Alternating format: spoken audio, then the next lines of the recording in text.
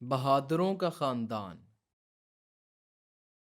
ایک دفعہ ایک معزز صحابی تھے جن کا نام درار بن الازوار تھا۔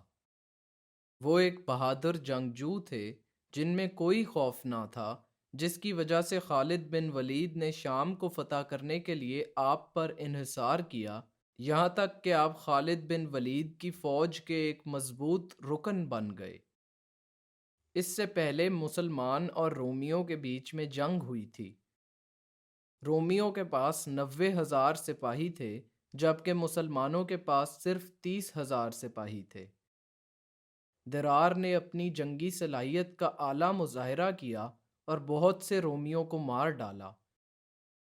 جنگ کے دوران درار کو گرم موسم کے باعث گھٹن محسوس ہوئی تو انہوں نے اپنا ذرہ اتار دیا۔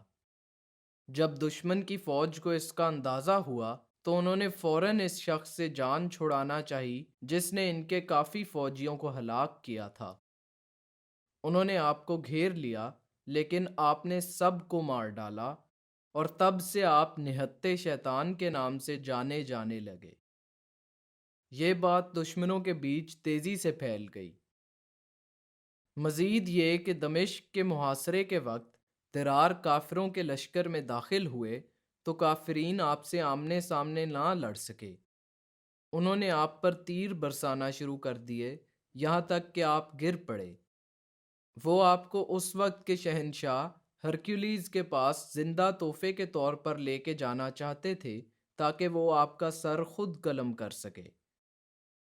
تاہم خالد بن ولید آپ کو بچانے کے لیے اپنی پوری فوج کے ساتھ آگے بڑھے۔ ایک سپاہی نے اپنے آپ کو ایسے ڈھانپا ہوا تھا کہ اس کی آنکھوں کے سوا دشمن اور کچھ نہیں دیکھ سکتے تھے۔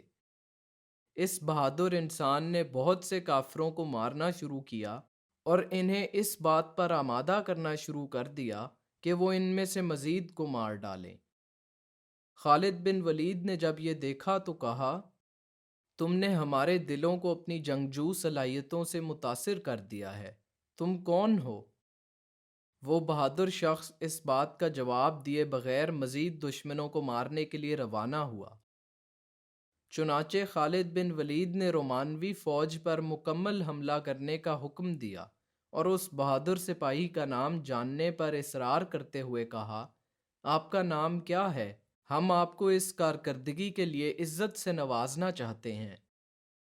ایک لڑکی کی آواز سن کر خالد بن ولید تقریباً اپنے ہوش کھو بیٹھے۔ جب انہوں نے اپنا نقاب اتارا تو معلوم ہوا کہ یہ خوالہ بن الازوار ہیں جو نہتے شیطان کی بہن تھیں۔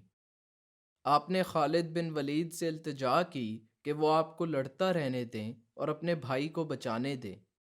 وہ بہادروں کے خاندان سے تھیں، اس لیے وہ لڑتی رہیں یہاں تک کہ اپنے بھائی کو کافروں کے ہاتھوں سے نجات نہ دلا دی۔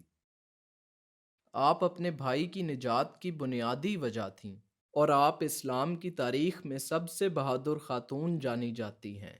اللہ آپ سب پر رحم کرے۔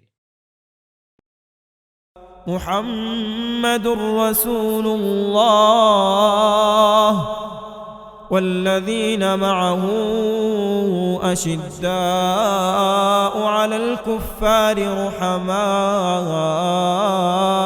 بینہم تراهم ركعا سجدا يبتغون فضلا من الله ورضوانا سيماهم في وجوههم من أثر السجود ذلك مثلهم في التوراة ومثلهم في الإنجيل كزرع أخرج شطأه فآزره فاستغلظ فاستوى على سوقه يعجب الزراع ليغيظ بهم الكفار وعد الله الذين آمنوا وعملوا الصالحات منهم مغفرة وأجرا عظيما۔